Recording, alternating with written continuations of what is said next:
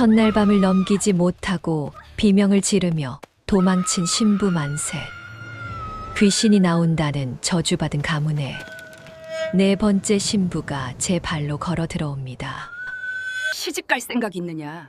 갑자기 무슨 말씀이시니까? 한양 명갑땡에서 혼담이 왔다. 너를 보내려고 한다. 계모의 모진 구박과 잭구덩이에서 8년을 버틴 소녀. 그녀가 사지로 향하는 가마를 스스로 선택했습니다. 가겠습니다. 어머니의 뜻대로 가드리지요. 그런데 이상한 일입니다. 죽으러 가는 길이라며 누더기를 입힌 가마 안에서 소녀는 소리 없이 웃고 있었습니다. 대체 그녀는 무엇을 믿고 있었던 걸까요? 이야기 시작 전에 구독과 좋아요는 큰 힘이 됩니다. 그럼 시작하겠습니다. 충청도 공주 땅에 백운거사라 불리는 선비가 살았습니다. 본명은 백상현. 선비라 하기엔 손에 먹물보다 물감이 더 많이 묻어 있는 사람이었지요. 이 양반이 하는 일이 남달랐어요. 비단의 색을 입히는 일, 그러니까 염색이었습니다. 보통 염색이 아니었습니다. 백운거사가 물들인 비단은 한양장안에서도 소문이 자자했어요. 쪽빛을 들이면 하늘이 비단 위에 내려앉은 것 같고, 이 꽃으로 붉은 빛을 들이면 석양을 한 폭에 담은 듯 했지요. 사대부댁 안주인들이 그의 비단을 사려고 수개월을 기다렸고, 한때는 궁궐 상의원에서도 그의 비단을 찾았다고 합니다. 그 비밀이 어디에 있었느냐? 바로 한 권의 책이었습니다. 백운거사가 평생을 바쳐 쓴 비법서, 이름하여 천연만색보였어요. 풀 한 포기, 클 한 줌, 재 한 움큼에서 어떤 빛깔을 뽑아낼 수 있는지를 낱낱이 기록한 책이었지요. 세상에 단 한 권뿐이었습니다. 백운거사에게는 딸이 하나 있었어요. 이름은 연희. 어머니를 7살의 여의였습니다. 어머니가 세상을 뜬 날, 연희는 울지 않았어요. 눈물이 안 나온 게 아니었습니다. 두 주먹을 꽉 쥐고 입술을 깨물어 피가 턱 아래로 흘러내렸는데, 그래도 소리를 내지 않았지요. 아버지가 무너질까 봐서였어요. 그 어린 것이 아버지 옆에 서서 조문객을 맞았습니다. 백운거사는 그런 딸이 대견하면서도 가슴이 찢어지듯 아팠어요. 아이에게 미안한 마음에 자신이 가진 모든 것을 가르치기 시작했습니다. 연희는 아버지 곁에 앉아 천연만색보를 한 장 한 장 읽었지요. 8살에 쪽물 들이는 법을 익혔고 9살에 치자로 노란 빛을 뽑았으며 10살이 되던 해에는 아버지도 실패했던 달빛색을 만들어냈습니다. 달빛색이라니 그게 뭐냐고요? 밤에 보면 은은하게 푸른 기운이 감도는 흰빛이었어요. 낮에는 그저 하얀 비단인데 달이 뜨면 그 빛을 머금어 몽롱하게 빛이 났지요. 연희가 아궁이 재에 산초잎을 섞어 우려낸 물로 비단을 적셨더니 글이 되었습니다.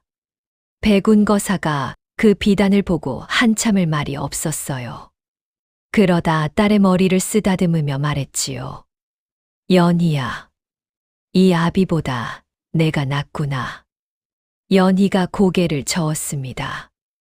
아버지가 길을 깔아주셨으니까요. 그 해 겨울이었습니다. 백운거사가 새 장가를 들었어요. 상대는 같은 고을의 최씨 부인. 나이 30의 모란이라는 딸 하나를 데리고 있었습니다. 최씨 부인은 얼굴이 곱고 말솜씨가 야무져서 동네 어른들이 적극 중매를 섰지요. 백운거사도 혼자 연희를 키우는 게 미안했던 터라 새 어머니가 생기면 아이가 좋아할 거라 생각했습니다. 처음엔 그랬어요. 최씨 부인은 연희에게 다정했습니다. 머리를 빗겨주고 밥상에 반찬을 하나 더 올려주었지요. 연희도 마음을 열었습니다. 새어머니라 부르기가 쑥스러워 어머님이라 불렀고, 모란에게는 제가 먼저 손을 내밀었어요. 모란아, 같이 놀자. 모란이 연희의 손을 물끄러미 보았습니다. 물감이 베어 알록달록한 손이었지요. 언니 손 더러워. 모란이 고개를 돌렸습니다. 그때 연희의 미간이 살짝 움찔했지만 이내 웃어 보였어요. 그런데 말입니다. 사람의 본심이란 게 참 오래는 못 숨기는 법이지요. 최 씨 부인의 눈이 달라지기 시작한 건 천연만색보를 본 뒤부터였습니다. 백운거사의 서재에서 그 책을 우연히 펼쳐본 최 씨의 눈이 휘둥그레졌어요. 글을 읽을 줄은 알았거든요. 한 장 한 장 넘길 때마다 입이 점점 벌어졌습니다. 이건 비단 염색 비법서가 아니었어요. 이건 금덩어리였습니다. 이 한 권만 있으면 조선팔도 어디서든 최고의 비단을 만들 수 있었지요. 그 비단은 곧 돈이었고 돈은 곧 권세였습니다. 최 씨의 눈동자에 불이 켜졌어요. 그날 밤이었습니다. 최 씨 부인이 백운거사에게 넌지시 물었지요. 서방님, 그 책 말이에요. 혹시 제가 좀 봐도 되겠습니까? 백운거사가 고개를 저었습니다. 그 책은 연희에게 물려줄 것이오. 손대지 마시오. 최 씨의 입꼬리가 실룩 올라갔다가 내려갔습니다. 그리고 아무 말 없이 방을 나갔지요. 여러분, 이 웃음을 기억해 두십시오. 이 웃음이 한 집안을 뒤집어 놓게 됩니다. 그로부터 석 달 뒤, 백운거사가 갑작스레 세상을 떠났습니다. 원인은 알 수 없는 병이었어요. 어느 날 갑자기 온몸에 열이 올라 자리에 누웠는데 사흘을 끙끙 앓다가 눈을 감았지요. 의원은 고개를 갸우뚱하면서도 그저 급체한 것 같다고만 했습니다. 12살 연희는 이번에도 울지 않았어요. 다만 아버지의 손을 잡은 두 손이 아무리 힘을 줘도 벌벌 떨리는 것을 멈출 수가 없었습니다. 장례가 끝나자마자였습니다. 최 씨 부인의 얼굴에서 다정함이 벗겨졌어요. 마치 누가 얼굴에 붙여놨던 탈을 획 꺾이듯 하룻밤 사이에 사람이 달라졌지요. 연희야. 최 씨가 연희 앞에 섰습니다. 눈이 차가웠어요. 천연만색보. 어디 있느냐. 연희의 등줄기에 찬 기운이 훅 끼쳤습니다. 하지만 고개를 들어 계모의 눈을 똑바로 보았지요. 아버지가 제게 물려주신 것입니다. 최 씨의 눈꺼풀이 느릿하게 내려갔다 올라갔습니다. 이 집도 내 것이고 이 공방도 내 것이다. 내 아비가 남긴 건 전부 내 것이야. 어디서 12살짜리가 주인 행세냐. 연희의 손톱이 제 손바닥을 파고들었습니다. 이 책만은 안 됩니다. 최 씨가 비릿하게 웃었지요. 안 되긴 뭐가 안 돼. 그날 밤 최 씨는 하인 셋을 시켜 연희의 방을 뒤졌습니다. 이불 밑, 옷장 속, 마루 밑, 굴뚝 안까지 샅샅이 뒤졌지요. 연희가 막으려 했지만 하인 하나가 연희의 팔을 잡아 비틀었고 연희는 바닥에 넘어져 이마가 문지방에 부딪혔습니다. 피가 눈 위로 흘러내렸어요.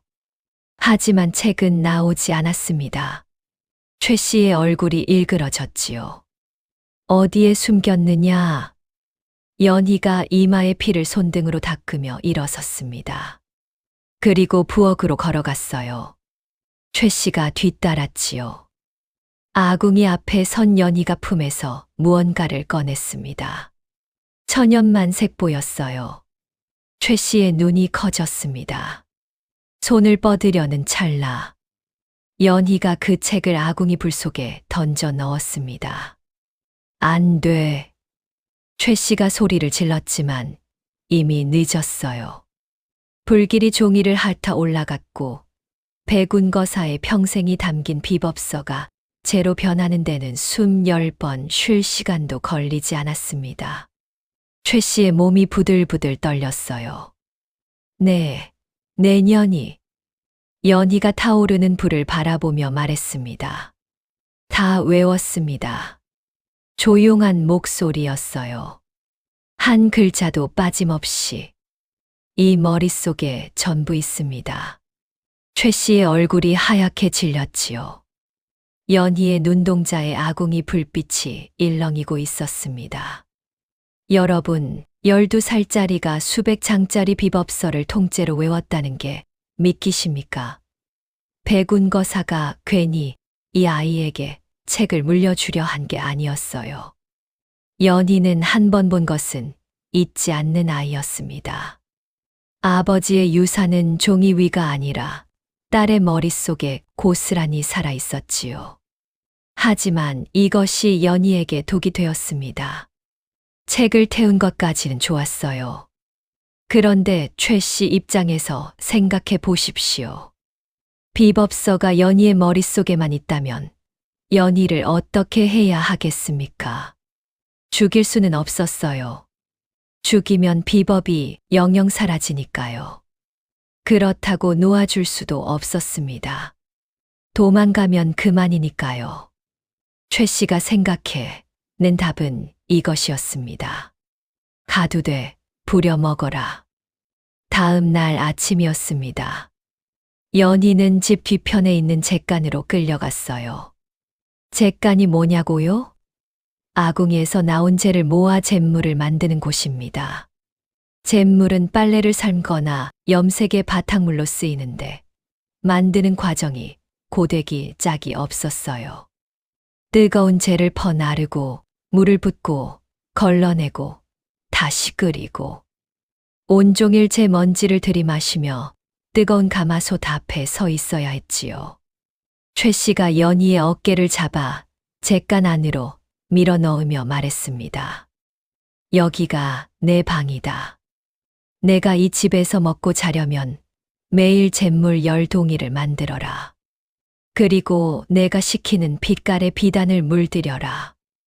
연희가 잿간 안을 둘러보았어요. 천장은 검댕으로 까맣고 바닥은 재가 수북이 쌓여 있었습니다. 구석에 거적 하나가 덩그러니 놓여 있었지요. 못하겠다고 하면? 연희가 물었습니다. 최 씨가 입꼬리를 올렸어요. 밥을 끊마. 그리고 내 어미 무덤을 파헤쳐 논밭으로 만들겠다. 연희의 두 손이 주먹이 되었습니다. 손톱이 손바닥을 파고들어 핏줄이 붉어졌지만 연희는 이를 악물고 고개를 끄덕였어요. 그렇게 8배가 시작되었습니다. 여러분, 8배라는 시간을 한번 생각해 보십시오. 12살에 들어가 20살에 나오는 겁니다. 꽃다운 나이를 통째로 잿구덩이에 묻어버리는 거예요. 연희의 하루는 이러했습니다. 새벽 인시에 일어나 아궁이의 재를 긁어 모았어요. 뜨거운 재를 맨손으로 퍼 담다 보면 손바닥에 물집이 잡혔고 물집이 터지면 그 위에 또 잿물이 스며들었지요. 처음엔 비명이 나왔습니다. 나중엔 비명도 나오지 않았어요. 감각이 무뎌진 겁니다. 잿물 10동이를 채우고 나면 해가 중천이었습니다. 그때부터는 최 씨가 시키는 대로 비단을 물들여야 했어요. 쪽빛, 붉은빛, 노란빛, 자줏빛. 최 씨가 원하는 색을 정확히 내지 못하면 그날 저녁밥은 없었지요. 연희는 천연만색보에 적힌 비법을 하나하나 떠올리며 염색을 했습니다.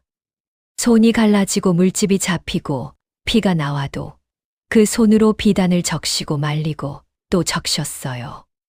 이상한 일이었습니다.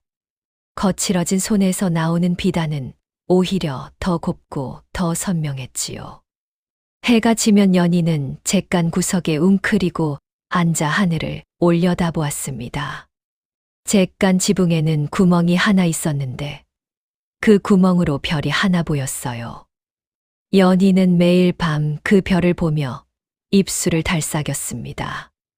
아버지, 조금만 더 버텨보겠습니다. 그 사이 모라는 어떠했느냐고요? 연희가 잿물로 정성 들여 물들인 비단을 입고 고을 잔치에 나갔지요. 비단빛이 어찌나 곱던지 사람들이 모란을 보고 감탄했어요. 아이고, 저 비단 좀 보게. 최 씨 부인 백 교수가 저리 곱나. 모란은 우쭐했습니다. 고개를 높이 들고 걸었지요. 그러면서 이 비단이 어디서 나왔는지는 한마디도 하지 않았어요. 연희의 이름은 서서히 사라졌습니다. 대신 마을 사람들의 입에 오른 이름은 잿빛 가시꽂이였어요. 연희가 가끔 우물에 물을 기르러 나올 때면 사람들이 슬금슬금 피했지요. 얼굴은 늘 검댕이 묻어 있고 손은 잿독이 올라 검게 갈라져 있었으니까요. 저 아이 가까이 가면 제 냄새가 옷에 배서 안 빠진대. 쯔쯔, 불쌍한 것. 그래도 가까이 하긴 좀. 연희의 귓전에 그 수군거림이 다 들렸습니다. 하지만 표정 하나 변하지 않았어요. 다만 두레박을 쥔 손에 힘이 조금 더 들어갔을 뿐이었지요. 어느 해 겨울이었습니다. 눈이 무릎까지 쌓인 날, 잿간 문 앞에 밥 한 덩이가 놓여 있었어요. 최 씨가 준 게 아니었습니다. 최 씨는 눈이 오면 연희에게 밥을 주지 않았거든요. 눈 치우는 일을 안 했다는 이유로요.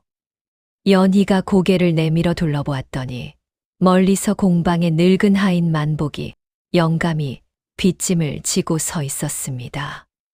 연희가 그를 바라보았지요. 만복이 영감이 헛기침을 했어요.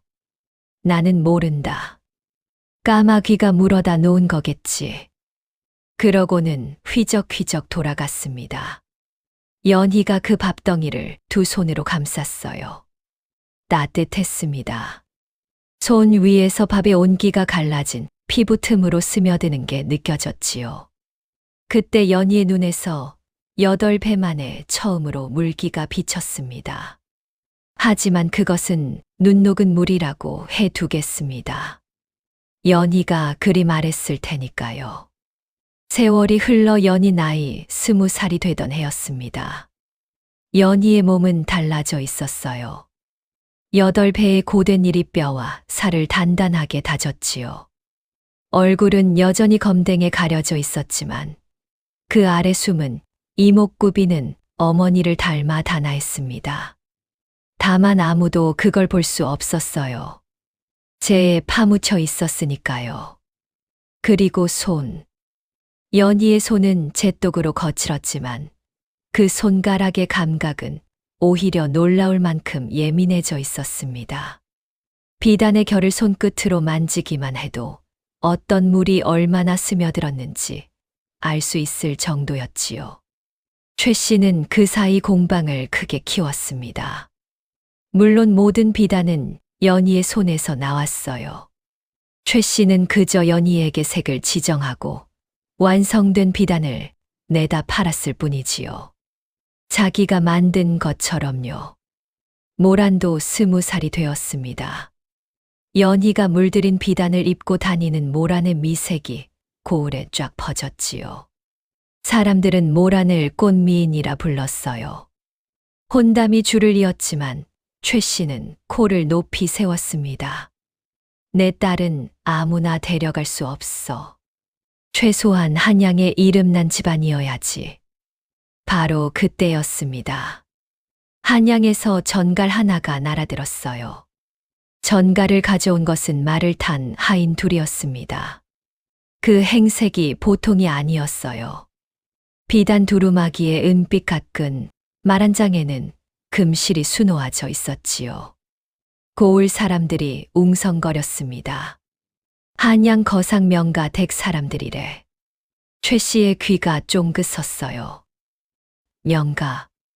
한양에서 명가하면 모르는 사람이 없었습니다. 거상 중에 거상, 돈으로 관직도 살 수 있다는 그 명가 말입니다.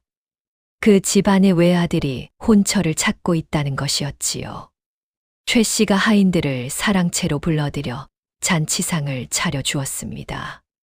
그러고는 넌지시 물었지요. 그래, 명도령이라는 분이 어떤 분이시기에 이리 먼 곳까지 혼처를 구하러 오셨소. 하인들이 서로 눈을 마주쳤어요. 잠시 머뭇거리다가 한 사람이 입을 열었습니다. 도련님은 전장에서 큰 공을 세우신 분이십니다. 오호, 무관이시란 말이지? 예. 허나. 하인이 목소리를 낮추었지요. 전장에서 적의 독침을 맞으시어 얼굴에 큰 상처를 입으셨습니다. 그 뒤로 늘 가면을 쓰고 계시지요. 최 씨의 표정이 굳었어요. 가면을? 예. 그리고 성정이 좀 거치십니다. 벌써 세 분의 신부가 첫날 밤에 도련님의 얼굴을 보고 혼비백산하여 도망치셨지요. 방 안에 찬 기운이 돌았습니다. 한양 안에서는 이미 소문이 퍼져 어느 집에서도 딸을 보내려 하지 않습니다. 그래서 이렇게 먼 곳까지 온 것이지요. 최 씨의 손가락이 무릎 위에서 바르르 떨렸어요. 이런 곳에 제 딸 모란을 보낼 수는 없었습니다. 참, 딱한 이야기로구먼. 허나 우리 집에는 마땅한 교수가, 허면 아가씨가 두 분이라 들었습니다만. 하인이 말했지요. 큰 아가씨와 작은 아가씨 두 분이 계시다고. 최 씨의 눈이 번쩍 떴습니다. 큰 아가씨. 연희.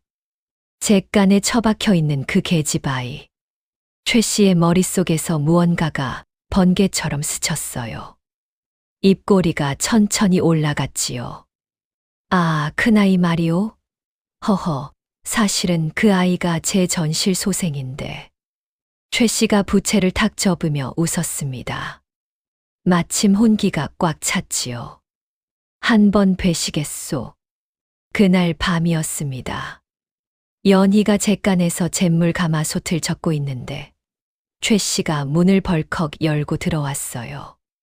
연희가 고개를 돌렸습니다. 검댕 묻은 얼굴 위로 두 눈이 가만히 최 씨를 바라보았지요.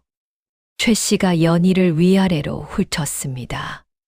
그러더니 코웃음을 쳤어요. 시집 갈 생각 있느냐? 연희의 눈이 미세하게 움직였습니다. 갑자기 무슨 말씀이십니까? 한양 명가 댁에서 혼담이 왔다. 너를 보내려고 한다. 연희가 가마솥 젓던 손을 멈추었지요. 명가라 하면 거상 명판술의 외아들 명도령이란 자다. 근데 말이야. 최 씨가 잿간 문틀에 기대며 느릿느릿 말했습니다. 그 자가 좀 괴이하다더구나.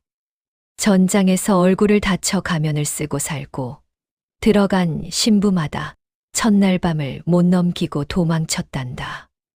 어떤 이는 그 집에 귀신이 붙었다더라. 최 씨의 눈에 잔인한 빛이 어렸어요. 내가 가서 그 귀신의 칼에 죽든 평생 종노릇을 하든 마음대로 해라. 연희가 한참을 말이 없었습니다. 잿간 지붕의 구멍으로 달빛이 내려와 연희의 어깨 위에 걸렸지요. 가마솥에 잿물이 보글보글 끓는 소리만 잿간을 채웠어요. 최 씨가 돌아서려는데 연희가 입을 열었습니다. 가겠습니다. 최 씨가 멈칫했어요. 가겠다고 했습니다. 최 씨가 돌아보았지요. 연희의 얼굴에는 아무런 흔들림이 없었습니다. 조건이 있습니다. 내년이 조건을 달아? 연희가 일어섰어요. 잿간의 천장에 머리가 거의 닿을 만큼 어느새 키가 컸더군요. 어머니 무덤을 손대지 마십시오. 그것만 약속하시면 순순히 가마에 오르겠습니다. 최 씨가 잠시 연희를 노려보다가 고개를 까딱였지요. 좋다. 어차피 그 잡풀 무성한 무덤에 관심도 없어. 최 씨가 나간 뒤 연희가 다시 자리에 앉았습니다. 가마솥의 잿물에 자기 얼굴이 일렁이며 비쳤어요. 검댕 묻은 얼굴, 갈라진 손, 잿내 베인 옷. 연희의 입술이 달싹였습니다. 아버지, 이제 나가겠습니다. 여러분, 연희가 왜 그리 쉽게 승낙했는지 이상하지 않으십니까? 귀신이 나온다는 집, 신부가 도망친다는 집에 스스로 가겠다니요. 사실 연희에게는 셈이 있었습니다. 어디든 좋았어요. 이 잿간만 벗어날 수 있다면. 그리고 하나 더, 연희는 천연만 색보를 통째로 외우고 있는 사람이었지요. 이 머릿속에 비법만 있으면 어디서든 살 수 있다는 것을 알고 있었습니다. 잿구덩이에서 8배를 버틴 아이가 무엇을 두려워하겠습니까? 본래 날이 밝았습니다. 그런데 최 씨가 한 짓을 보십시오. 연희의 얼굴에 숟가루를 한 겹 더 발랐어요. 원래도 검댕이 묻어 있었는데 거기에 덧칠을 한 겁니다. 그리고 입혔습니다. 누더기를요. 비단 한 조각 없는 구멍 숭숭 뚫린 무명 치마 저고리를. 모란이 그 꼴을 보고 킥킥 웃었지요. 언니, 꼭 허수아비 같아.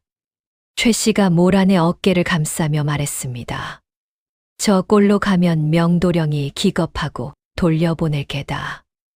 그럼 혼수 예물만 우리가 먹는 거지. 그러면서 명가댁에서 보내온 비단 예물 보따리를 풀었어요. 최 씨의 눈이 휘둥그레졌지요.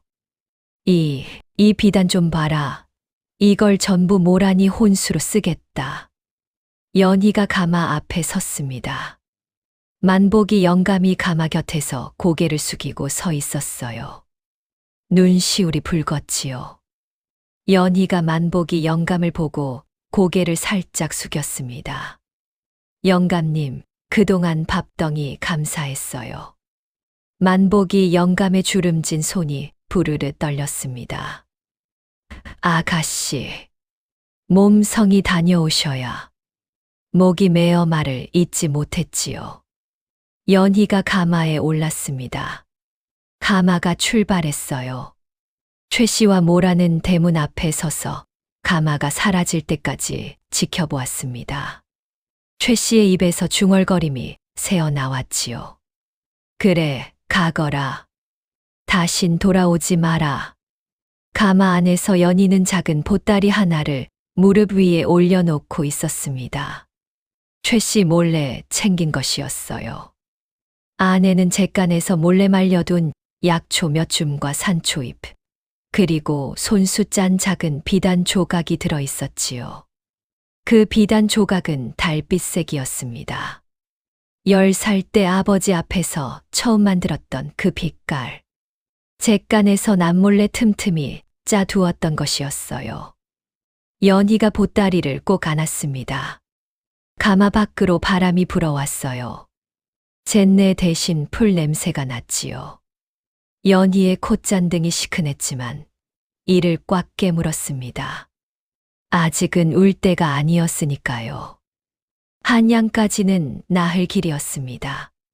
가마꾼들은 연희에게 말 한마디 건네지 않았어요. 최 씨가 전연에게 말 붙이지 말라고 단단히 일렀던 모양이지요. 연희도 개의치 않았습니다. 가마 안에서 조용히 눈을 감고 천연만 색보의 내용을 하나하나 되새겼지요. 셋째 날 저녁, 가마가 어느 주막에 멈추었을 때였습니다. 연희가 가마 밖으로 나와 하늘을 올려다보았어요. 별이 쏟아지고 있었습니다. 잿간 지붕의 구멍으로 보던 별 하나가 아니라 수천 수만 개의 별이 머리 위에 펼쳐져 있었지요. 연희의 입이 벌어졌습니다. 그리고 한참을 서 있었어요. 가마꾼 하나가 쭈뼛쭈뼛 다가왔지요. 저 아가씨, 밥 좀 드시겠습니까? 연희가 고개를 돌렸습니다.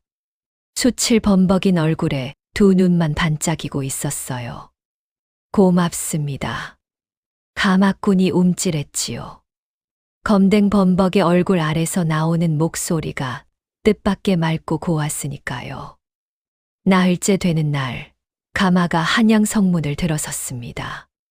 그리고 도성 동쪽 높은 담장이 끝없이 이어진 대저택 앞에 멈추었지요. 명가 대저택이었습니다. 문이 열리자마자 연희의 콧끝에 향 냄새가 스쳤어요. 그런데 이상했습니다. 소문으로 듣던 것과 분위기가 전혀 달랐지요. 귀신이 나온다더니 정원은 깔끔하게 정돈되어 있었어요. 하인들의 복색도 단정했고 마당 구석구석에 등불이 밝혀져 있었습니다. 오히려 너무 조용했지요. 사람이 많은데 소리가 없었어요. 모두 숨을 죽이고 있는 듯 했습니다. 안채의 늙은 유모가 연희를 맞았지요. 새 마님이시오? 유모가 연희의 행색을 보고 눈이 커졌습니다. 수칠 범벅의 얼굴, 구멍 뚫린 누더기. 유모의 시선이 연희의 손에 멈추었어요. 잿독에 올라 검게 갈라진 손이었지요. 이게 어찌... 괜찮습니다. 연희가 담담하게 말했어요. 서방님은 어디 계십니까? 유모의 눈에 기이한 빛이 스쳤습니다. 도망치겠다는 소리가 아니라 서방님을 찾다니. 이전 신부 색과는 확연히 달랐지요. 신방에서 기다리고 계십니다. 유모가 연희를 안내했어요. 긴 복도를 지나고 또 복도를 지나고 저택이 미로처럼 이어져 있었습니다. 그러다 가장 안쪽 홀로 떨어진 방 앞에 도착했지요. 방문 앞에 칼 한 자루가 놓여 있었습니다. 유모가 멈춰서며 연희를 돌아보았어요. 마님, 제발 부탁입니다. 도련님은 무서운 분이 아닙니다. 다만, 유모의 목소리가 떨렸지요. 다만 너무 아픈 분이에요. 연희가 유모를 가만히 바라보았습니다. 그리고 고개를 끄덕였어요. 알겠습니다. 방문이 열렸습니다. 방 안은 촛불 하나 없이 어두웠습니다. 연희가 문지방을 넘어 안으로 들어서자 등 뒤에서 문이 스르륵 닫혔어요. 어둠이 눈을 삼켰지요. 숨소리가 들렸습니다. 연희의 것이 아니었어요. 방 안 어딘가에서 무겁고 거친 숨소리가 흘러나오고 있었지요. 연희가 가만히 서 있었습니다. 그때 어둠 속에서 뭔가가 쨍그랑 소리를 내며 연희의 발 앞에 떨어졌어요. 금속이 바닥을 치는 소리였습니다. 칼이었지요. 그리고 목소리가 들렸습니다. 낮고 갈라지고 날이 선 목소리였어요. 무서우면 이 칼로 나를 베고 도망가라. 연희의 심장이 한 번 크게 뛰었습니다. 하지만 발이 움직이지는 않았어요. 내 얼굴을 본 여자는 살려두지 않는다. 어둠 속에서 사내가 일어서는 기척이 났지요. 무거운 발걸음이 한 발, 두 발 다가왔습니다. 연희의 턱 끝에서 사내의 숨결이 느껴질 만큼 가까워졌어요. 왜 칼을 안 짚느냐? 연희가 입을 열었습니다. 제 구덩이에서 8배를 살았습니다. 사내의 숨결이 멈추었어요. 사람의 얼굴보다 무서운 것은 사람의 마음입니다. 방 안에 정적이 내렸지요. 연희가 이어서 말했습니다. 서방님의 상처가 깊으시다면 제가 만든 비단으로 가려드리겠습니다. 칼은 필요 없습니다. 한참의 침묵이 흘렀어요. 그러다 사내가 나지막이 웃었습니다. 웃음이라기보다는 한숨에 가까웠지요. 내가 넷째로구나. 예. 앞에 셋은 내 얼굴을 보고 모두 비명을 지르며 달아났다. 저는 비명을 지를 일이 별로 남아있지 않습니다. 다 질러봤거든요. 또 침묵이 흘렀습니다. 그리고 사내가 뭔가를 만지작거리는 소리가 났어요. 찰칵 하는 소리와 함께 작은 불꽃이 피어올랐지요. 촛불이었습니다. 불빛이 방 안을 채우는 데는 숨 한 번이면 좋겠어요. 연희의 눈앞에 사내가 서 있었습니다. 가면을 쓰고 있었지요. 나무로 깎아 만든 투박한 가면이었어요. 눈구멍 2개와 입부분만 뚫려 있었습니다. 가면 아래로 보이는 체구는 건장했어요. 어깨가 넓고 허리가 곧았지요. 전장에서 잔뼈가 굵은 사내의 몸이었습니다. 하지만 가면 아래 턱선을 따라 검은 무늬가 퍼져 있는 것이 보였어요. 피부 위에 먹물을 들인 것처럼 검고 울퉁불퉁한 자국이었지요. 사내의 눈이 가면 구멍 너머로 연희를 바라보았습니다. 그 눈이 날카롭기는 했는데 잘 보면 그 안에 깊은 물웅덩이 같은 것이 고여 있었어요. 연희도 사내를 바라보았지요. 그러다 사내의 시선이 연희의 손에 멈추었습니다. 잿독이 올라 갈라진 검은 손.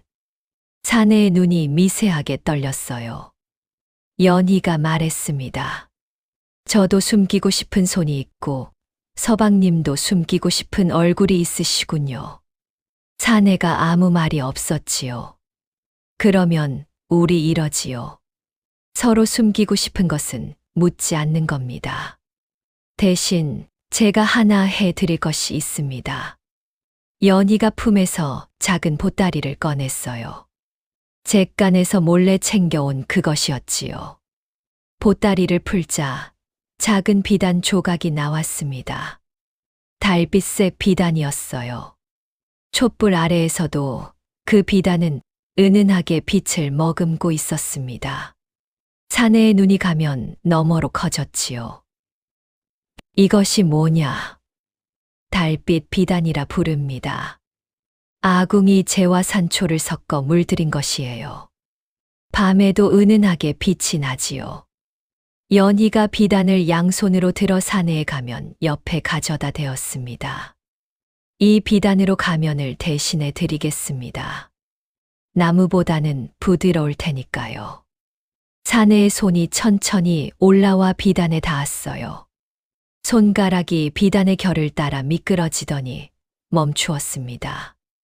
왜 이러는 거냐? 예. 내가 왜 나한테 이러는 건지 모르겠다. 나는 널 가마에서 끌어내릴 수도 있었고, 칼로 겁을 줄 수도 있었다. 그런데 넌 떨지도 않고, 도망가지도 않고, 오히려 비단을 꺼내든다. 사내의 목소리가 갈라졌지요. 대체 뭘 원하는 거냐? 연희가 잠시 사내를 바라보았습니다.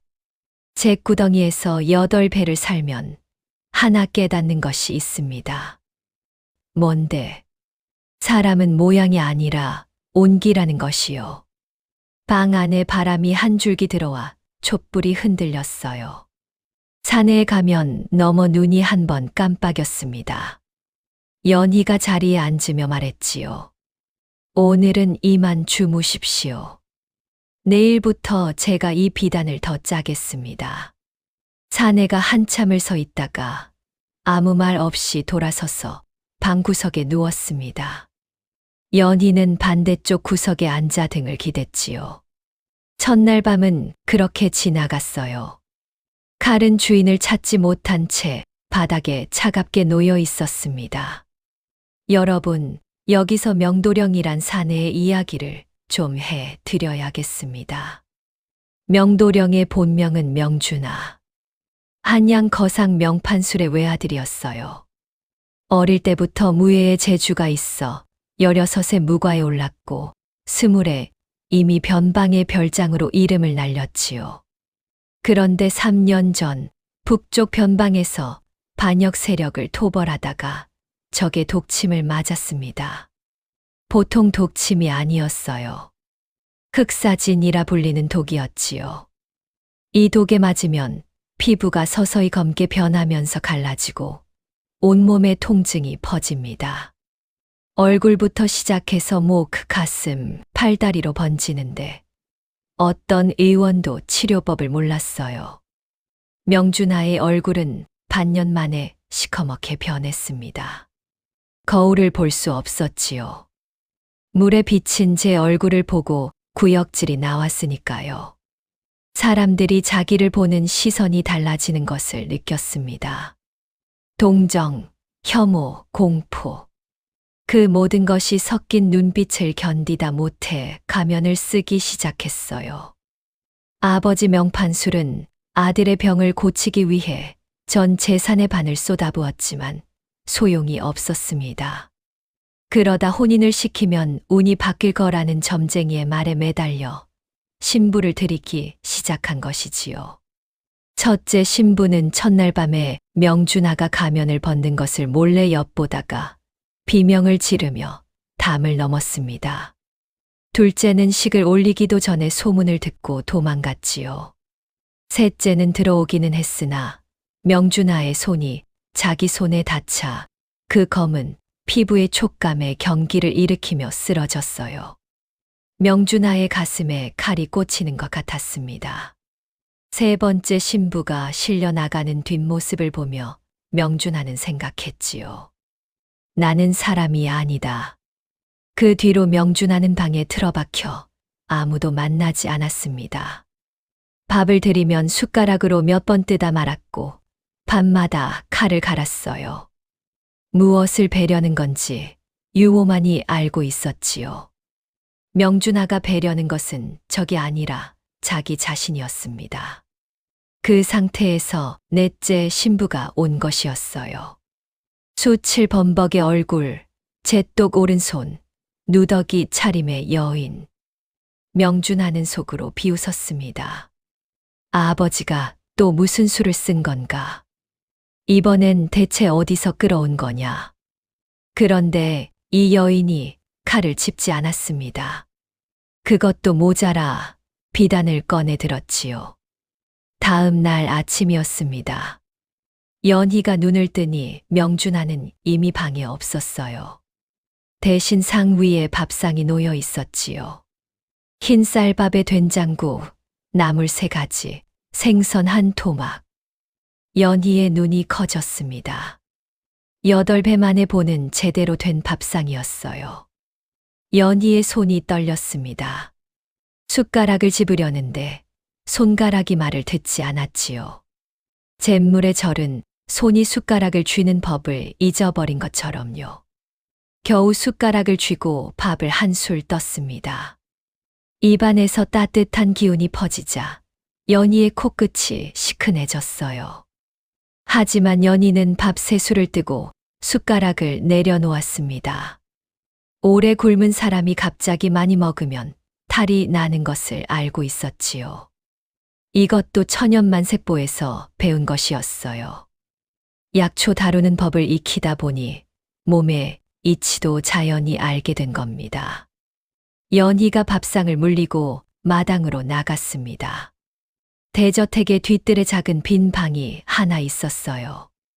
유모에게 물으니 예전에 염색 작업을 하던 곳인데 지금은 아무도 쓰지 않는다고 했지요. 이 방을 쓸 수 있겠습니까? 유모가 고개를 갸웃했어요. 거기서 뭘 하시려고요? 비단을 짜야 합니다. 그날부터 연희는 빈 방을 작업실로 꾸미기 시작했습니다. 우선 재가 필요했어요. 부엌의 아궁이에서 재를 얻었지요. 그리고 뒤뜰의 풀밭에서 산초잎을 따고 쪽풀을 캐고 이꽃 씨앗을 구했습니다. 천연만색보에 적힌 재료들을 하나하나 모아 나갔지요. 하인들이 수군거렸어요. 세마님이 대체 뭘 하시는 거래? 아궁이 재를 퍼다가 물에 개더니 풀잎을 넣고 끓이고 있더래. 혹시 무당 아뇨? 유모가 하인들을 쫓아내며 말했지요. 세마님 일에 아무도 코 들이밀지 마라. 내가 지켜볼 테니 유모는 처음에 걱정이 앞섰습니다. 하지만 연희가 일하는 모습을 보면서 눈이 달라졌어요. 연희의 손놀림은 거칠었지만 정확했습니다. 재를 거르는 속도, 물의 온도를 가늠하는 감각, 풀의 양을 재는 눈대중. 전부 수천 번 반복한 사람의 몸짓이었지요. 사흘이 지나자 작업실에서 첫 비단이 나왔습니다. 달빛 비단이었어요. 유모가 그 비단을 보고 입을 다물지 못했지요. 하얀 비단인데 그늘에 들면 은은한 푸른빛이 감돌고 빛을 받으면 달빛처럼 몽롱하게 빛이 났습니다. 이게 뭡니까? 서방님 가면을 대신할 것입니다. 연희가 비단을 들고 명준하의 방 앞에 섰어요. 서방님, 연희입니다. 안에서 대답이 없었지요. 문 앞에 두고 가겠습니다. 가면 대신 이것으로 얼굴을 감싸 보십시오. 나무보다 숨쉬기가 편하실 겁니다. 연희가 비단을 접어 문 앞에 놓고 돌아섰습니다. 저녁 때 유모가 연희에게 달려왔어요. 얼굴이 상기되어 있었지요.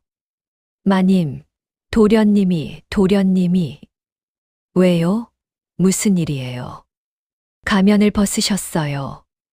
연희의 발걸음이 빨라졌습니다. 명준하의 방 앞에 다다르니 문이 열려 있었어요. 안에서 명준하가 서 있었습니다. 나무 가면은 바닥에 놓여 있었고 그 대신 달빛 비단이 얼굴 아래쪽을 감싸고 있었지요. 눈과 이마만 드러나 있었습니다. 명준하가 연희를 보았어요. 숨쉬기가 편하다. 그 한마디였습니다. 하지만 그 한마디 속에 1년을 나무 가면 아래서 숨 막히며 살았던 사내의 안도가 고스란히 담겨 있었지요. 연희가 고개를 끄덕였습니다. 내일 하나 더 만들어 드리겠습니다. 빨았을 수 있게 해. 명준하의 눈 위로 미세한 주름이 잡혔어요. 웃은 건지 찡그린 건지 비단에 가려 알 수 없었지만요. 그로부터 연희의 일과가 하나 더 늘었습니다. 비단을 짜는 것 외에 명준하의 병을 살피기 시작한 것이지요. 연희가 처음으로 명준하의 맨얼굴을 본 것은 혼인 보름째 되던 날이었습니다. 명준하가 잠든 사이 비단이 흘러내린 얼굴을 본 것이었어요. 검은 무늬가 이마부터 턱까지 퍼져 있었습니다. 마치 먹물이 피부 안으로 스며든 것처럼 핏줄을 따라 검은 가지가 뻗어 있었지요. 피부는 갈라져 있었고 틈 사이로 진물이 살짝 배어 있었어요. 연희의 가슴이 쿵 내려앉았습니다. 하지만 이상한 것은 혐오가 아니었어요. 연희가 느낀 것은 알아봄이었습니다. 이 검은 자국은 자기 손에 올라있는 잿독과 닮아 있었지요. 연희가 제 갈라진 손을 내려다보았습니다. 잿물에 절어검게 변한 피부, 갈라진 틈. 명준하의 얼굴과 자기 손이 겹쳐 보였어요. 그 순간 연희의 머릿속에서 천연만 색보의 한 대목이 떠올랐습니다. 독을 잡는 것은 약이 아니라 빛이다. 빛을 머금는 천은 어둠을 빨아들인다. 이것은 아버지가 비법서의 마지막 장에 적어 놓은 문장이었어요. 염색 비법이라기보다는 수수께끼에 가까웠지요. 연희도 그 뜻을 완전히 이해하지 못하고 있었습니다. 하지만 하나 실마리가 있었어요. 달빛 비단이었습니다. 이 비단은 빛을 머금는 성질이 있었지요. 아궁이 재의 잿물과 산초의 기운이 비단의 올 사이에 스며들어 빛을 받으면 그 빛을 간직했다가 어둠 속에서 내놓았습니다. 연희가 생각했어요. 빛을 머금는 천이 어둠을 빨아들인다면 이 비단이 명준하의 피부 위에 퍼진 검은 독을 빨아낼 수 있지 않을까. 연희는 곧바로 실험에 들어갔습니다.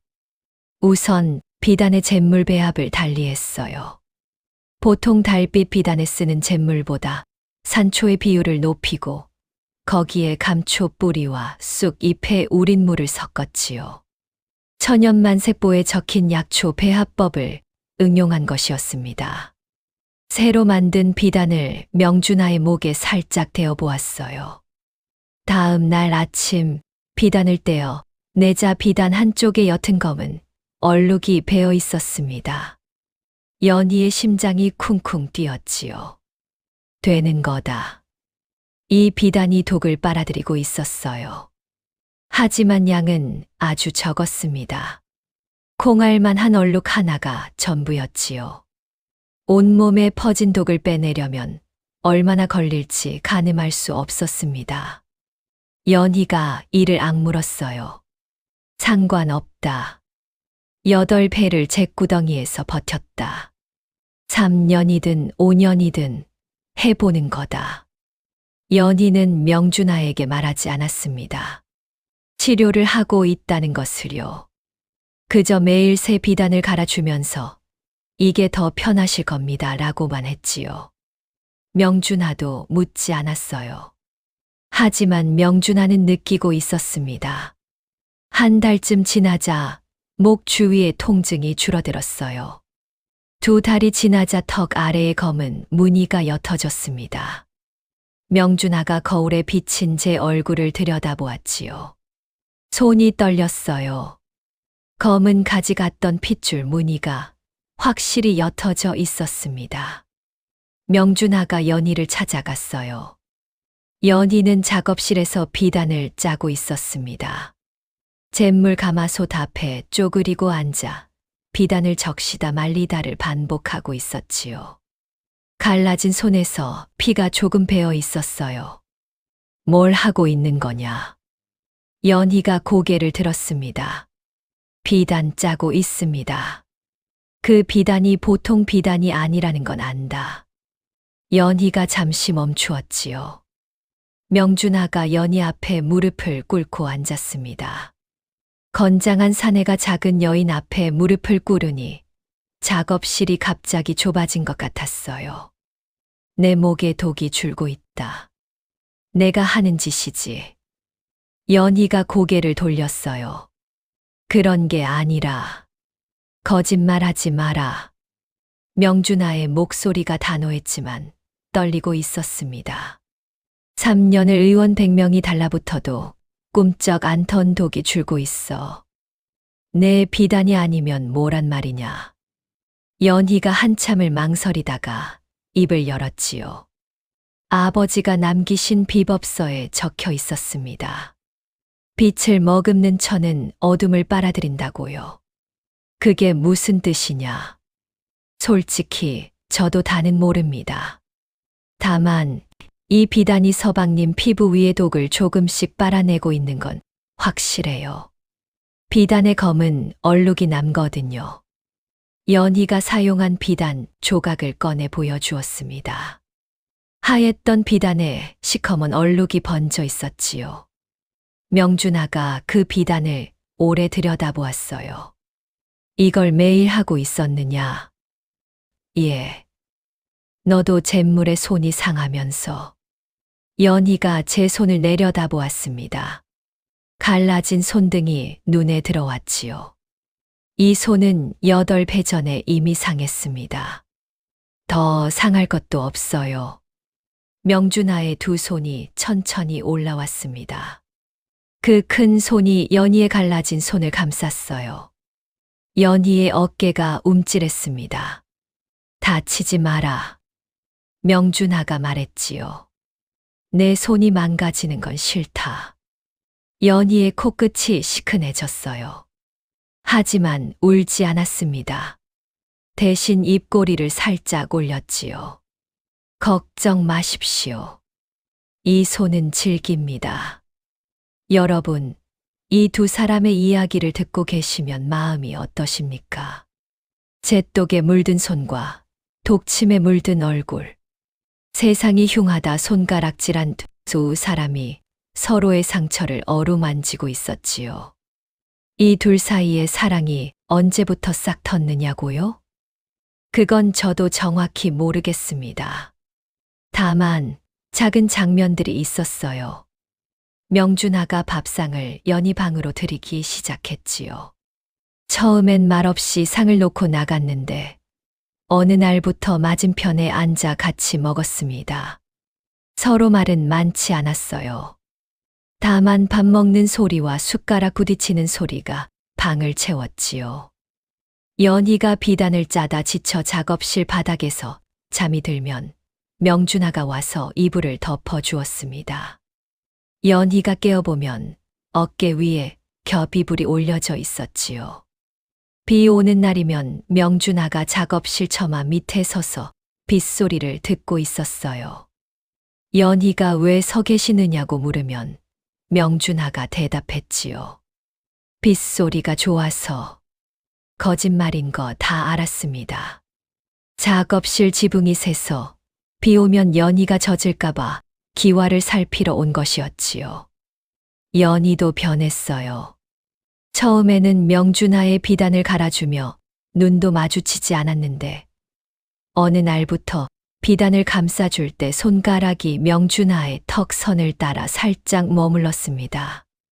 명준아의 귓불이 붉어졌지요. 비단 아래 숨겨진 볼도 아마 그러했을 겁니다.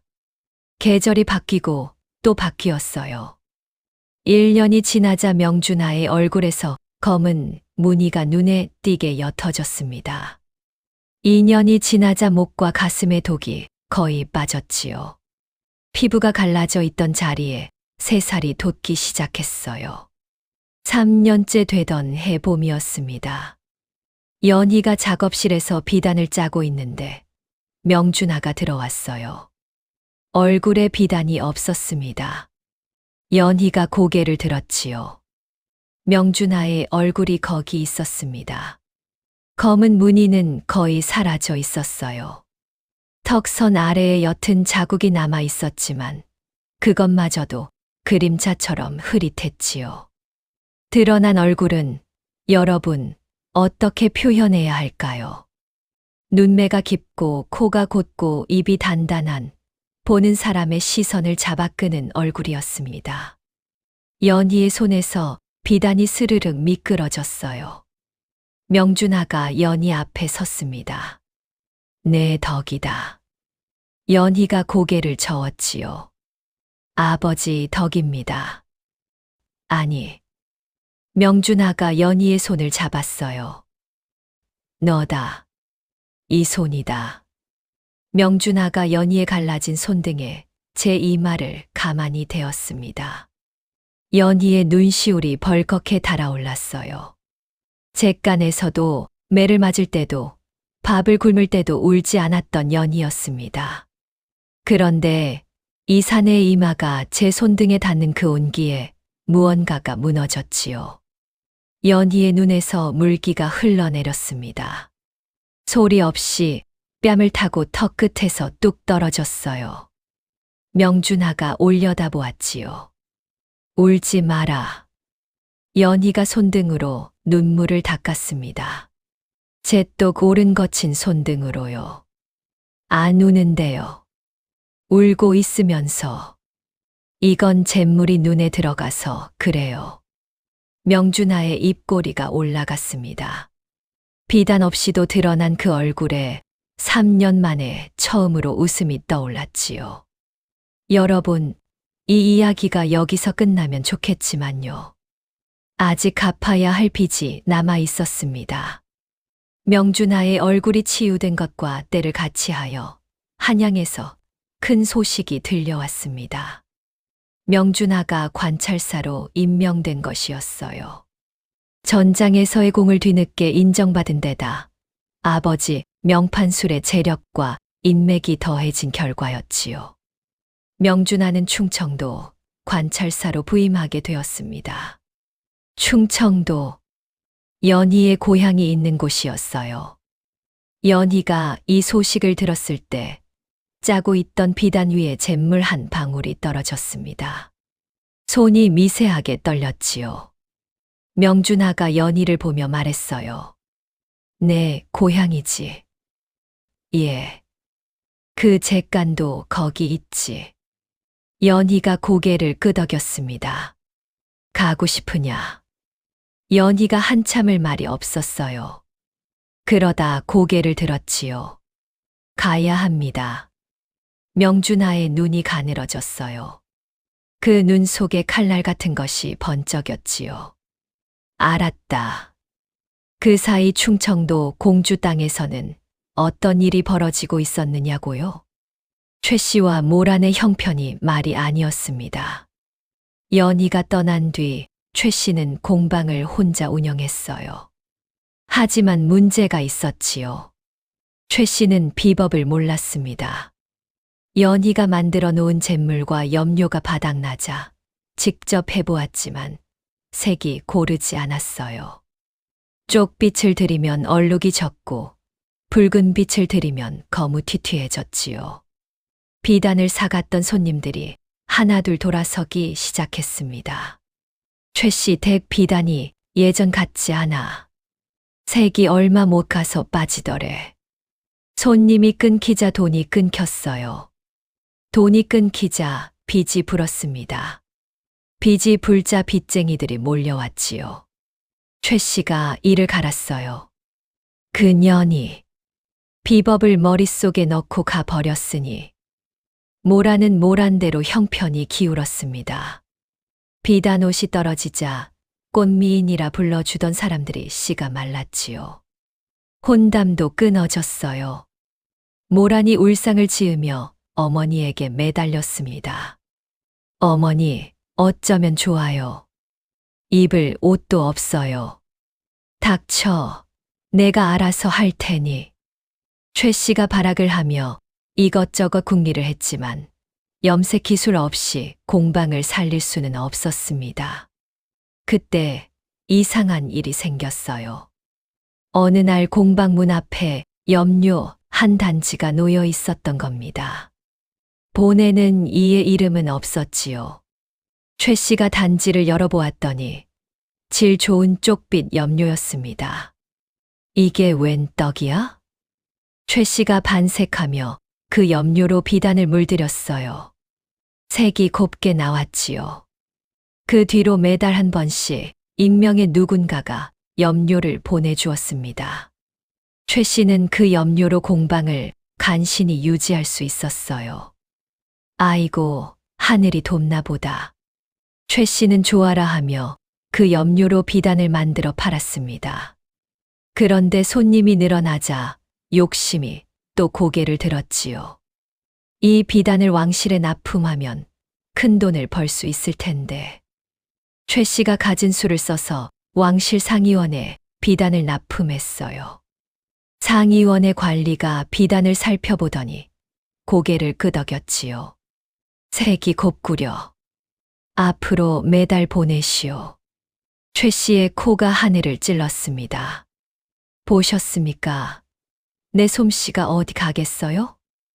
모란이 다시 비단옷을 입고 거리를 활보했지요. 꽃미인이 돌아왔다며 사람들이 수군거렸어요. 그런데 말입니다. 그 염료에는 비밀이 하나 있었습니다. 여러분, 눈치채셨습니까? 그 익명의 염료를 누가 보냈는지요. 관찰사 부임 행차가 공주 땅에 들어선 것은 연희가 떠난 지 꼭 3년째 되는 날이었습니다. 장관이었지요. 기마대가 수십 필, 하인이 수백 명. 깃발이 펄럭이고 북이 울렸습니다. 공주 읍내가 발칵 뒤집혔어요. 사람들이 길 양쪽에 늘어서서 구경했지요. 최 씨와 모란도 그 인파 속에 있었습니다. 빚쟁이에게 쫓기는 신세였지만 새 관찰사에게 구걸이라도 해볼 심산이었지요. 최 씨가 모란의 손을 잡고 길가에 엎드렸습니다. 관찰사 부인마님, 제발 한 푼만 적선해 주십시오. 행차가 멈추었어요. 가마 앞에서 말을 탄 호위무사가 손을 들었지요. 부인마님께서 내리신다. 길을 비켜라. 사람들이 와하고 물러났습니다. 가마의 문이 열렸어요. 한 여인이 내렸습니다. 그 순간 길가의 사람들 입에서 탄성이 터져 나왔지요. 여인은 눈부시게 하얀 비단옷을 입고 있었습니다. 그런데 그 비단이 보통 비단이 아니었어요. 햇빛을 받을 때마다 오색 찬란한 빛이 뿜어져 나왔지요. 쪽빛, 이꽃빛, 치자빛, 자줏빛, 그리고 달빛까지. 마치 무지개를 옷에 녹여 입은 듯 했습니다. 여인의 피부는 백옥 같았어요. 머리는 단아하게 올려 비녀를 꽂았고 걸음걸이는 고요하되 당당했지요. 최 씨가 고개를 들어 올려보았습니다. 그리고 얼어붙었어요. 모란도 올려다보았지요. 모란의 입이 벌어졌습니다. 그 여인의 얼굴을 알아보았거든요. 이목구비가 달라진 게 아니었습니다. 검댕이 사라지고 재똑이 빠지고 제 본래의 모습을 되찾은 것뿐이었어요. 하지만 그 변화가 너무 커서 마치 다른 사람처럼 보였지요. 연희였습니다. 제 구덩이에 연희가 관찰사 부인으로 서 있었습니다. 최 씨의 입에서 헛바람이 새어 나왔어요. 연희가 최 씨를 내려다보았습니다. 그 눈은 차갑지도 뜨겁지도 않았어요. 그저 조용했지요. 8배를 잿간에서 버티며 다져진 흔들리지 않는 눈이었습니다. 연희 곁에 한 사내가 말해서 내려 나란히 섰어요. 명준하였습니다. 가면은 없었지요. 세상에 드러난 그의 얼굴은 길가의 여인들이 저도 모르게 고개를 돌려 다시 볼 만큼 빼어난 모습이었습니다. 명준하가 연희의 손을 잡았어요. 그 모습을 본 최 씨의 눈이 풀려버렸습니다. 다리에 힘이 빠져 주저앉았지요. 모란의 얼굴은 사색이 되어 있었어요. 입술이 바들바들 떨렸지만 아무 소리도 나오지 않았습니다. 연희가 입을 열었지요. 오래간만입니다, 어머니. 그 어머니라는 말에 최 씨의 온몸에 소름이 돋았습니다. 관찰사 부임 행사가 끝난 뒤 연희는 관아가 아닌 옛집을 먼저 찾았습니다. 자기가 살던 잿간이었지요. 잿간은 3년 전 그대로였어요. 검댕 묻은 천장, 재가 쌓인 바닥, 구석의 거적. 지붕의 구멍도 그대로 남아 있었습니다. 연희가 잿간 안에 들어서서 한참을 둘러보았지요.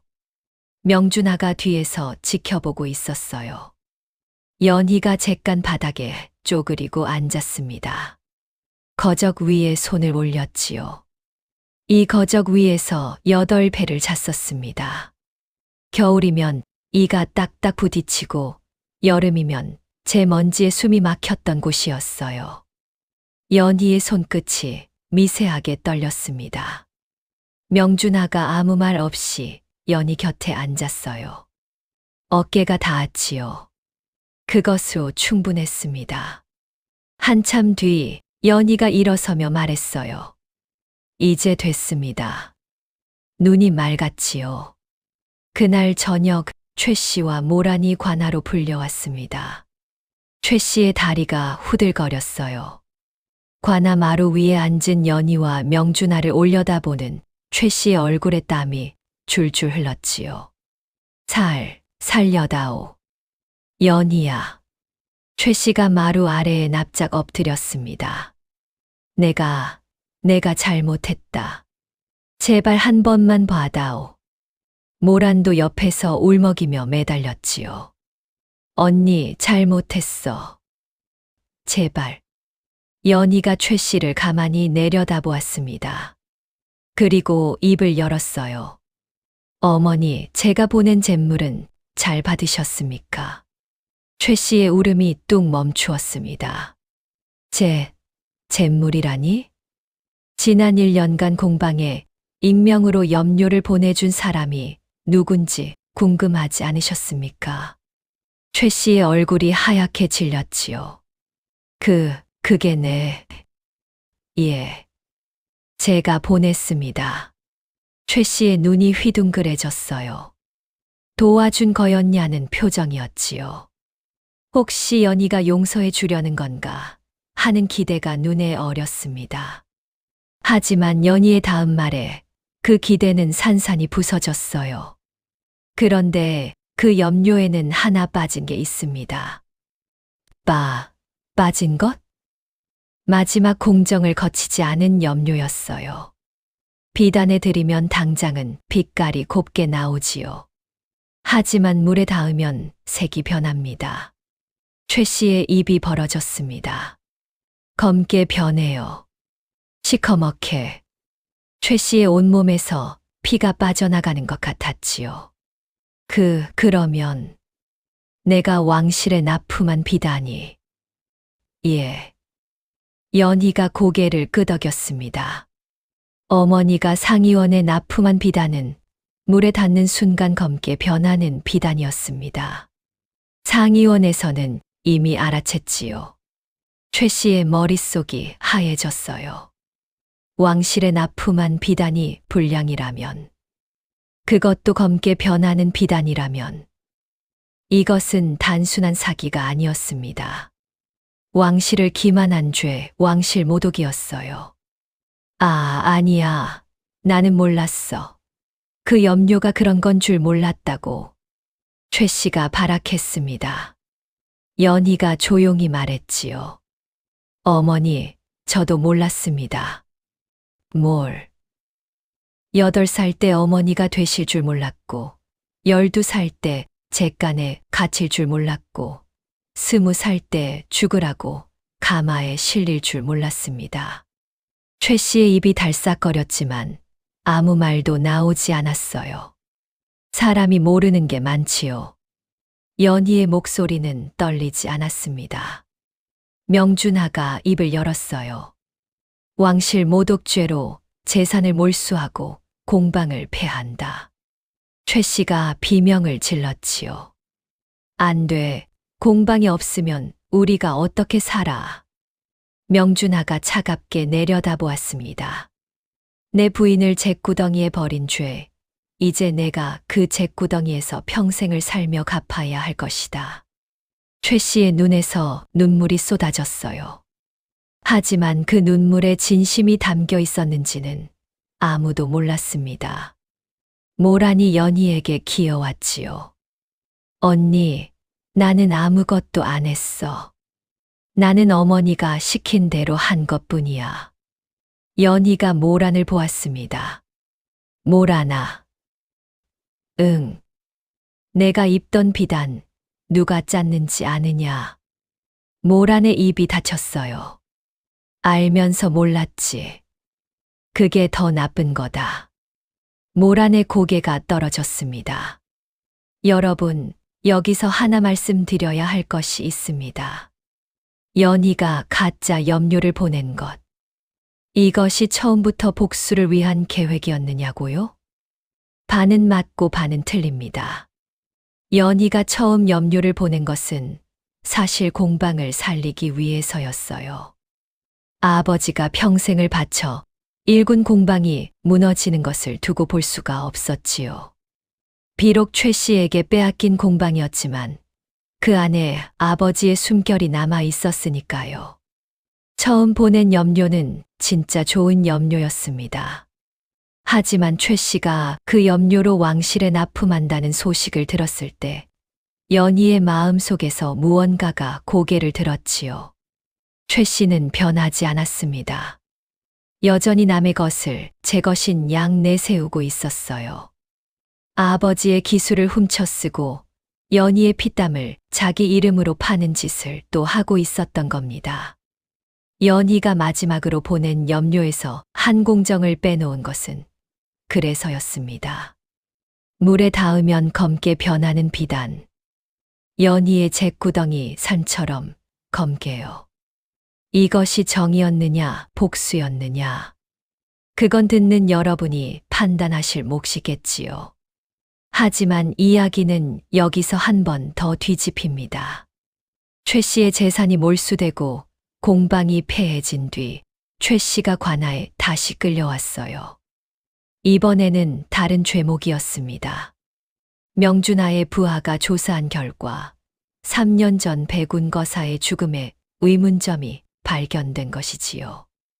백운거사가 갑작스레 열병으로 죽었다고 하였으나 당시 의원의 기록을 살펴보니 이상한 점이 있었소. 명준하가 문서를 펼쳤습니다. 죽기 사흘 전 백운거사는 멀쩡했소. 그런데 갑자기 열이 오르고 온몸에 경련이 일었다. 이것은 단순한 급체가 아니오. 최 씨의 얼굴이 회색빛으로 변했어요. 조사 결과 백운거사가 마지막으로 먹은 음식에 투구꽃 뿌리가 섞여 있었을 가능성이 높다는 의원의 소견이 나왔소. 투구꽃. 박꽃이라고도 불리는 맹독초였지요. 소량이라도 먹으면 온몸에 열이 오르고 경련이 일다가 목숨을 잃는 무서운 독초입니다. 최 씨. 백운거사의 마지막 저녁 밥상을 차린 것이 누구냐? 최 씨의 입술이 파르르 떨렸어요. 연희가 그 모습을 보고 있었습니다. 연희의 두 손이 무릎 위에서 하얗게 질릴 만큼 꽉 쥐어져 있었지요. 사실 연희도 의심은 하고 있었습니다. 아버지의 죽음이 너무 갑작스러웠으니까요. 하지만 12살 아이에게 그 의심을 파헤칠 힘은 없었어요. 3년이 걸렸습니다. 그 의심을 사실로 바꾸는데 명준하가 부임 전부터 은밀히 사람을 보내 조사한 것이었지요. 말하라. 백운거사의 밥에 독을 넣었느냐? 최 씨가 바닥에 이마를 찧었습니다. 아닙니다. 저는 그런 적 없습니다. 거짓이구먼. 명준하의 눈이 서늘하게 가라앉았어요. 당시 부엌에 드나든 하인을 찾아냈소. 그 하인이 증언하기를 최 씨가 밥상에 특별히 넣으라 한 약재가 있었다 하였소. 기력에 좋은 약이라며 맡겼다 하더구먼. 최 씨의 안색이 흙빛이 되었지요.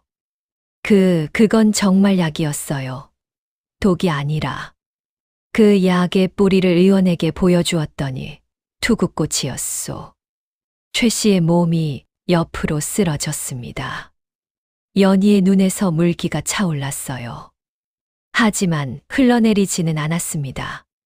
이를 악물었지요. 턱 근육이 돌처럼 굳었습니다. 명준하가 연희를 보았어요. 연희가 고개를 미세하게 끄덕였지요. 살인의 죄목을 더한다. 관아에 가두어라. 최 씨가 끌려나가며 악을 썼습니다. 연희야, 살려다오. 내가 내 어미가 아니냐? 연희가 조용히 답했지요. 어머니는 12해 전에 돌아가셨습니다. 최 씨의 울부짖음이 관아 마당에 메아리 쳤지만 연희는 고개를 돌리지 않았어요. 다만 연희의 등 뒤에서 명준하가 가만히 손을 뻗어 연희의 어깨를 잡아주었습니다. 연희의 어깨가 한 번 크게 떨렸지요. 그것이 전부였어요. 모라는 어미의 죄에서 한 발 빠져 있었습니다. 직접 손을 쓴 것이 아니었으니까요. 하지만 최 씨의 재산이 몰수되면서 모란에게 남은 것은 아무것도 없었어요. 연희가 모란 앞에 섰습니다. 모란아. 모란이 고개를 들지 못했어요. 너한테는 기회를 주겠다. 모란의 눈이 번쩍 떴지요. 잿간에서 1년을 살아라. 모란의 입이 벌어졌습니다. 잿간이요? 잿물 만드는 법을 가르쳐 주겠다. 1년 동안 내 손으로 잿물을 만들고 내 손으로 비단을 물들여라. 그 뒤에 내가 만든 비단이 쓸만하면 공방을 하나 내어주겠다. 모란의 눈에 물기가 고였어요. 언니, 나는 그런 더러운 데서 못 살아. 연희가 모란을 가만히 보았지요. 나는 8배를 살았다. 모란의 입이 다물어졌습니다. 더러운 건 제 깐이 아니라 남의 것을 제 것인 양 입고 다니던 내 마음이다. 모란의 어깨가 축 처졌어요. 연희가 돌아섰습니다. 선택은 내 몫이다. 최 씨는 관아에 갇혔습니다. 살인죄와 왕실 모독죄가 겹쳐 다시는 바깥 세상을 볼 수 없었지요. 관아의 차가운 바닥에 엎드려 울부짖는 최 씨의 손은 날이 갈수록 거칠어졌습니다. 아무도 찾아오지 않았어요. 모란은 객간으로 갔습니다. 처음 사흘은 울기만 했어요. 제 냄새에 구역질이 나고 잿물에 손을 넣자마자 화끈거려서 비명을 질렀지요. 손등에 물집이 잡히고 물집이 터지고 그 위에 또 잿물이 스며들었습니다. 연희가 겪었던 것과 똑같았어요. 열흘째 되던 날, 모란이 잿물 가마솥 앞에 주저앉아 멍하니 제 손을 내려다보았습니다. 갈라지기 시작한 손이었지요. 그제야 모란의 머릿속에 한 장면이 떠올랐어요. 어릴 때 연희가 내밀었던 알록달록한 손. 언니 손 더러워. 자기가 뱉은 그 말이 귀에 울렸습니다. 모란의 눈에서 눈물이 뚝 떨어졌지요. 이번 눈물은 제 신세가 슬퍼서가 아니었을 겁니다. 한 달이 지나고 두 달이 지나고 모란의 손은 점점 거칠어졌지만 잿물의 빛깔은 조금씩 맑아졌어요. 연희가 가끔 제 깐에 들렀습니다. 말은 많이 하지 않았지요. 모란이 만든 잿물을 살펴보고 비단의 빛깔을 확인하고 고개를 끄덕이거나 가로젓거나 했어요. 석 달째 되던 날, 모란이 처음으로 쓸만한 비단을 만들었습니다. 쪽빛이었지요. 연희가 그 비단을 들어 햇빛에 비추어 보았어요. 나쁘지 않다. 모란의 입꼬리가 미세하게 올라갔습니다. 근데 아직 멀었다. 모란의 입꼬리가 다시 내려갔지요. 하지만 모란은 이튿날도 잿간에 앉아 잿물을 저었습니다. 그 다음 날도 1년이 흘렀습니다. 모란이 잿간에서 나왔어요. 얼굴은 검댕이 묻어 있었고 손은 잿독에 올라 거칠었지요. 하지만 모란의 눈이 달라져 있었습니다. 예전에 그 어리고 건방진 눈이 아니었어요. 깊은 곳에서 조용히 빛나는 무언가를 견뎌낸 사람의 눈이었지요. 모란이 연희 앞에 비단 한 필을 내밀었습니다. 연희가 펼쳐보았어요. 이 꽃으로 물들인 붉은 비단이었지요. 색이 고르고 결이 부드러웠습니다. 최고라 할 수는 없었지만 한 사람의 정성과 땀이 오로리 배어있는 비단이었어요. 연희가 한참을 그 비단을 들여다보았습니다. 그리고 고개를 들어 모란을 바라보았지요. 내 손으로 만들었구나. 응. 남의 손이 아니라. 응. 연희의 입꼬리가 살짝 올라갔어요. 공방을 내어주겠다. 작은 것으로. 모란의 눈에 물기가 비쳤습니다. 언니. 왜? 미안해. 연희가 아무 말 없이 모란의 손을 잡았어요. 거칠고 갈라지고 잿독이 오른손 두 개가 포개졌습니다. 둘 다 울지 않았어요. 다만 잡은 손에 힘이 들어갔을 뿐이지요. 그 뒤의 이야기를 해 드리겠습니다. 연희는 남편 명준하와 함께 충청도 곳곳에 치유의 염색소를 세웠습니다. 가난하여 의원을 찾지 못하는 이들, 전장에서 상처를 입고 돌아온 군사들, 피부병으로 사람들에게 손가락질 받는 이들. 연희는 천연만 색보의 지식을 풀어 약초를 섞은 염색천으로 그들의 상처를 치료했지요. 소문이 퍼졌어요. 공주 땅의 잿빛 비단으로 병을 고치는 여인이 있다더라. 사람들이 찾아왔습니다.